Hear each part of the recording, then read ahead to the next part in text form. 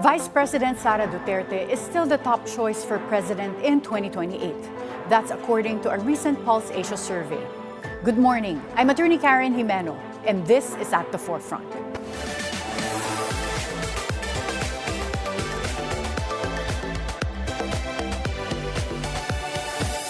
Five out of 10 Filipinos would vote for Sara Duterte as president if the presidential elections are held today. That's according to the latest Pulse Asia survey. But Naga City Mayor Leni Robredo is closing the gap, garnering 41% in a one-on-one matchup. VP Sara also tops approval ratings among high government officials. Will the vice president's impeachment trial affect her numbers? And will her increasing numbers convince Mayor Robredo to change her mind and run for president?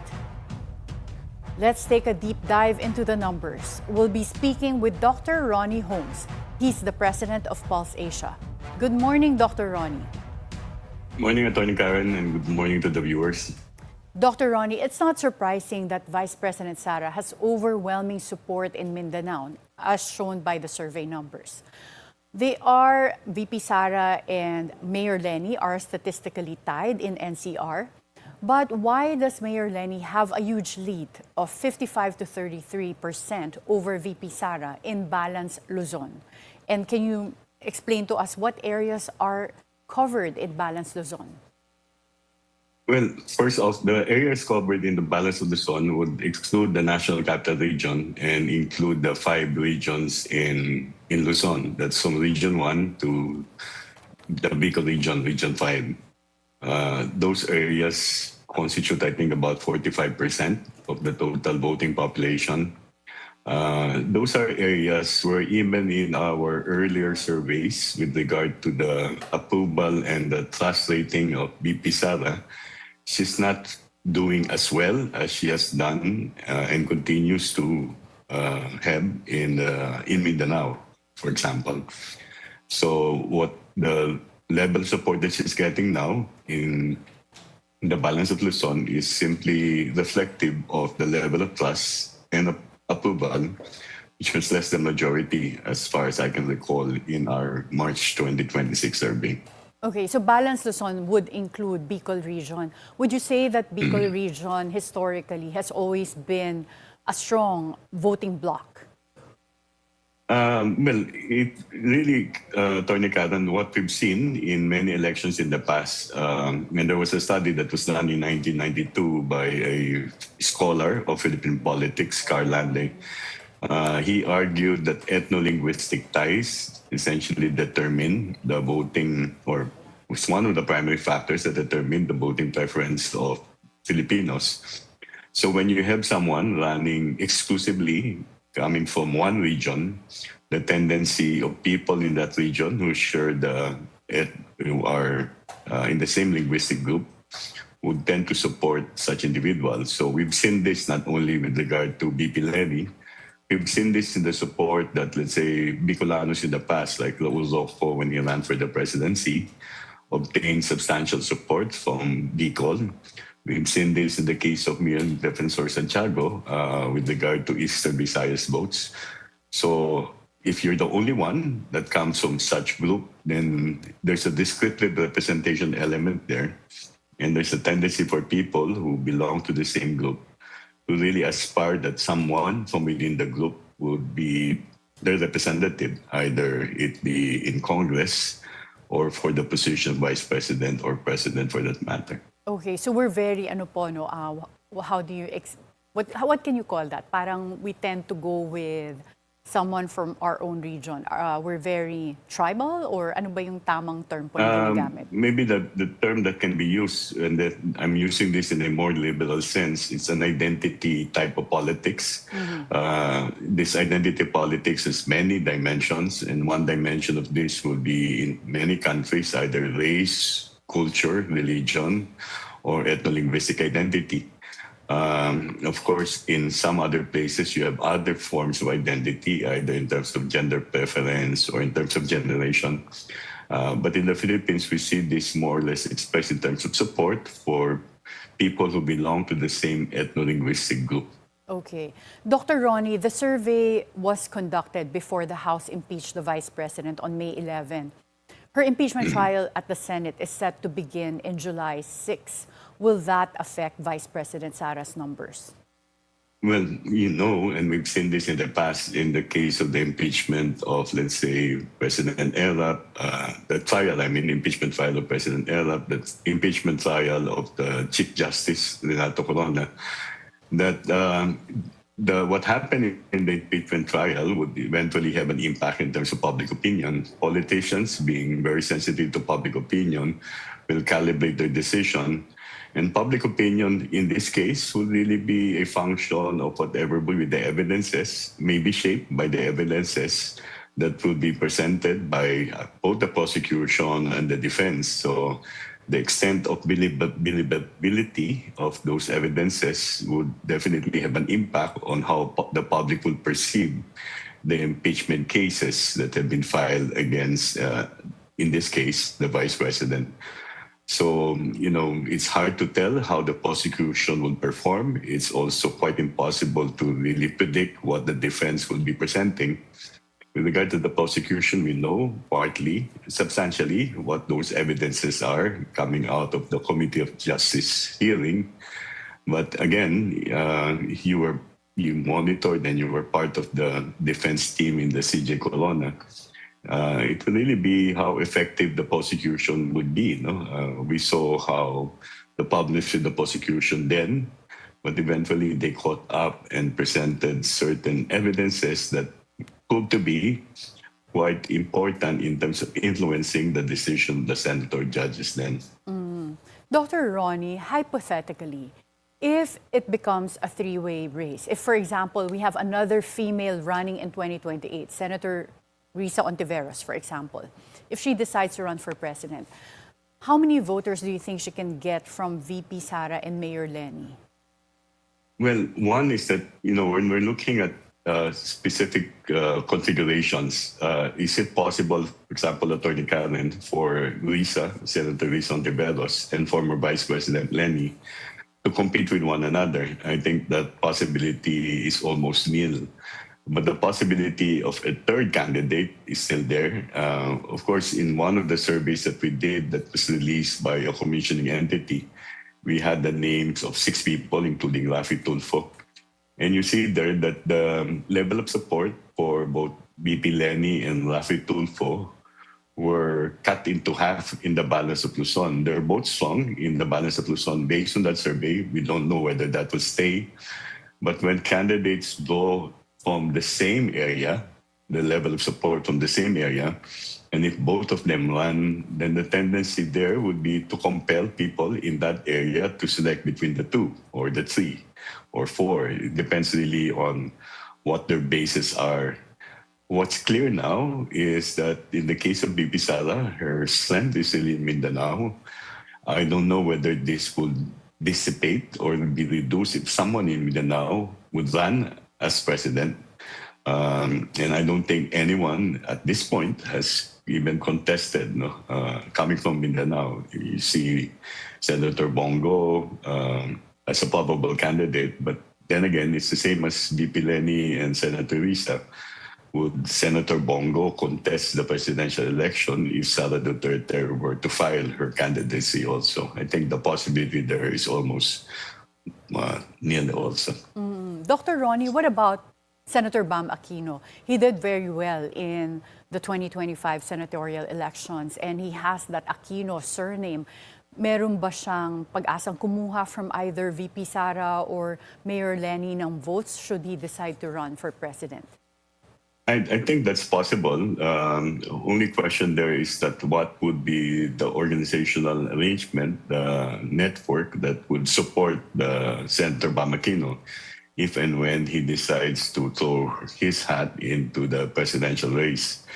But just the same, would there be another candidate from the liberal or the progressive opposition?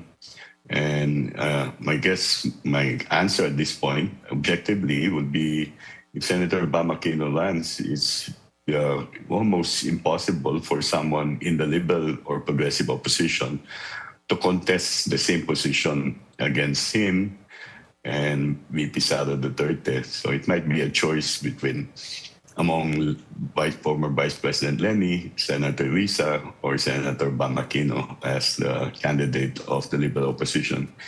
In that way, any one of them would be able to draw support from the areas that we see now are areas that are open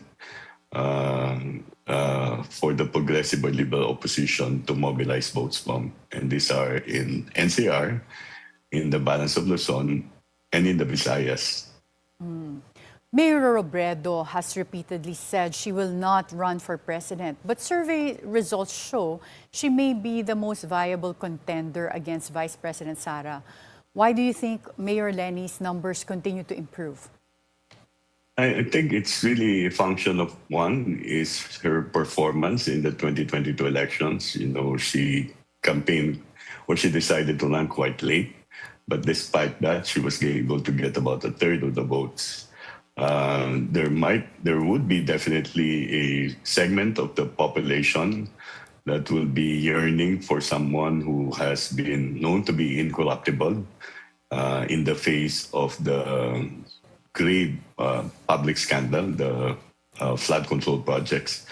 And in this case, they might actually look at an alternative candidate in the person of former Vice President Leni Robredo.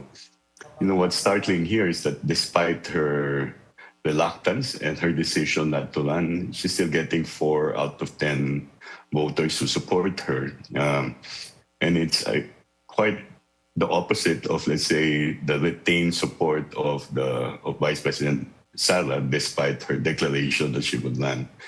So those are the two things maybe that we can explore. And definitely, when we have our own surveys, we normally conduct our pre-election surveys 2 years before the election. And this is what we're going to do in June, in the second quarter survey that we're preparing at this point. Dr. Ronnie, some say Mayor Robredo may have a fighting chance against Vice President Sara if Mayor Robredo is endorsed by President Bongbong Marcos.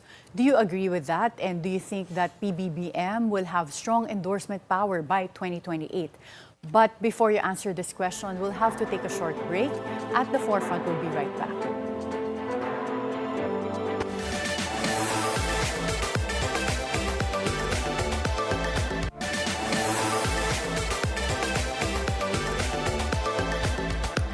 Welcome back at the Forefront. We continue our conversation with Dr. Ronnie Holmes. Dr. Ronnie, some say Mayor Robredo has a fighting chance against Vice President Sara if Robredo will be endorsed by President Bongbong Marcos. Do you agree with this, and do you think PBBM will have strong endorsement power by 2028? Normally, Karen, the answer to that question is really based on also survey data. What we've seen in the past is that the endorsement power of any individual or personality, including the president, depends largely on the level of approval of the president's performance and the trust that is bestowed by the public on the president. So when you have presidents that are generally approved of and trusted by the population, then you can say that an endorsement will have a positive effect. Unfortunately, at this point in time, we see that President Bongbong Marcos has a level of approval that is less than majority. Disapproval is higher than approval, and distrust is higher than trust. So in that case, it would not in any way have a positive effect unless these figures would change closer to the election, because you'll have more people who are disapproving and distrusting of the endorser compared to, let's say, the level of approval or trust of the one being endorsed. So I would say it will not help if we're using essentially the trust ratings and performance ratings of the president at this point. Dr. Ronnie, since you mentioned itong mga trust and approval ratings, the Pulse Asia survey shows that Vice President Sara topped the approval rating among high government officials. She received 55% compared to President Bongbong Marcos's 36%. And this is despite the fact that since last year, merong mga impeachment complaints that were filed against Vice President Sara.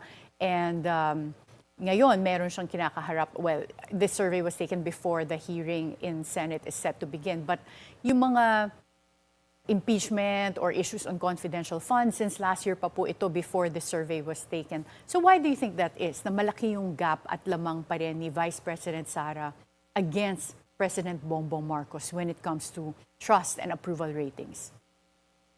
Actually, in the case of the president, I think that performance and trust ratings are largely influenced by the fact that people will hold the president accountable rather than the vice president.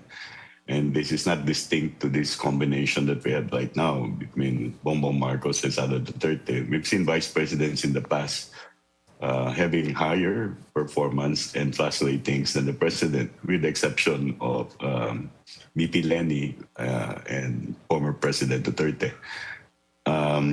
So that's one thing. No? Vice presidents normally have higher approval and trust ratings than the president.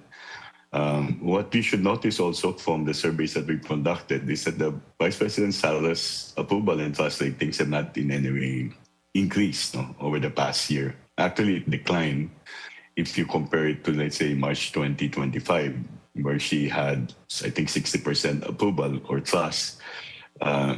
Essentially a function of the sympathy that the arrest of the former President Rodrigo Duterte brought to the Duterte family. But since that time, it has not in any way changed positively. It has remained more or less at a low majority, mid-50s. Now, will this be retained? It largely really depends on many events, including, as we've discussed earlier, how the impeachment trial will proceed. If the impeachment trial leads to convincing evidence or defense on the part of VP Sara's team, then it will definitely help her. But if it's consequently leads to the presentation of incontrovertible evidence that will prove the guilt of the vice president, then that may definitely negatively impact on the public's trust towards the vice president. So marami pong nakasalalay dito sa upcoming impeachment trial. President Bongbong Marcos said the Philippines must elect a like-minded president in 2028 to prevent ongoing economic reforms from being reversed. Do you think voters consider this when they choose the next president? And would PBBM's lower approval rating indicate that Filipinos wouldn't want to elect a president that is similar to him? Well, the thing is that when you talk about reforms, whether these are political or economic, these have to be communicated to the public in ways that they really are able to connect with the message of reforms. Because what we see right now is that the public are really immersed in a more difficult situation brought about by the Middle East crisis. So when you talk about economic reform, what essentially reforms are you looking at? You know, there are more concrete reforms that many sectors have been batting for. No? Like, let's say, there are supposed to be changes. There are proposals to come up with a minimum wage law. And this minimum wage law has always been a contentious issue. There are proposals to do away with the provincial wage rates or the regional wage boards. There are proposals for a greater regulation of certain industries. But when you talk about regulation, how would people perceive this? Is it something that is just being set into law but eventually not implemented? Let's say the cost of electricity or the cost of gasoline for that matter. What I'm saying is that those reforms, when the candidates eventually pronounce that these are the things that they would do, they should be able to connect it with how it would definitely improve the material welfare, the safety, the mobility of many Filipinos who definitely aspire for a government that is more responsive to their needs.